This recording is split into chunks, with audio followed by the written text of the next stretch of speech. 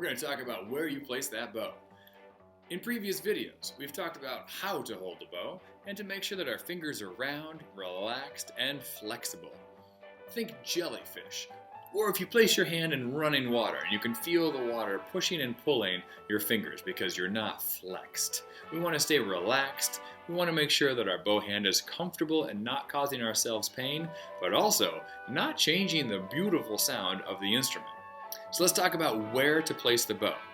The reason I chose cello is because the camera gives us a bird's eye view. A couple things to consider. Number one, your bow should stay between the bridge and the fingerboard. We don't want to play up on the fingerboard and we don't want to play past the bridge. So our bow stays between the bridge and the fingerboard. Great. Next thing we want to consider. As we're pulling the bow across the string, different parts of our arm are going to be used. When we're near the lower part of the bow, the frog, you'll notice that my shoulder does a lot of the work.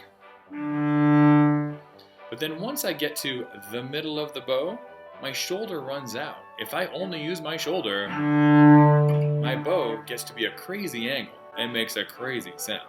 So from frog to about the middle, we're going to use our shoulder. But now look at this magic.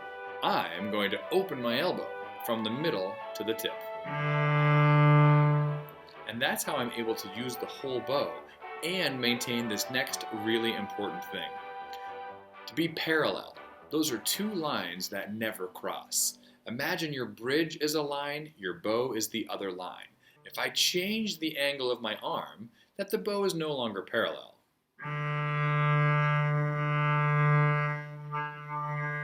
And you can also tell that the sound gets a little bit strange.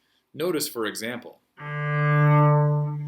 if the bow is not parallel, it's not going to make a sound. So it's really important to keep our bow straight or parallel to the bridge.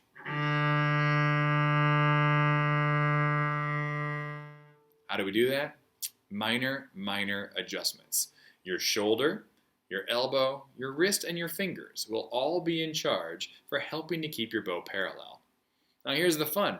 You'll learn how to do it on one string, and then because the bridge is an arch, as you go to different strings, the adjustments are slightly different.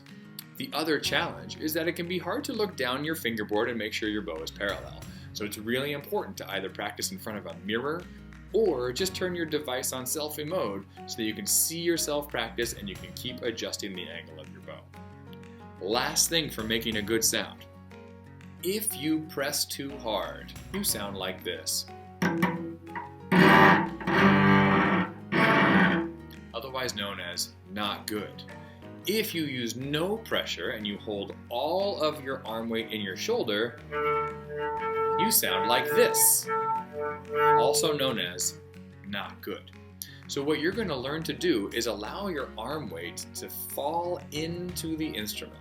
You'll notice that my arm has structure. I don't drop my elbow to the side. I don't raise it way high. It's basically some sort of 45-degree angle, and that changes as I move from string to string. You'll see that my shoulder stays stable without lifting up and down. You'll see it stays in one position, and I have a string pulling up and lowering my elbow as I go to the different strings on my instrument. Now as I do that, I have the option to allow some of that weight to go into the stick of the bow and down into the hair. If I push too much, the sound isn't very good.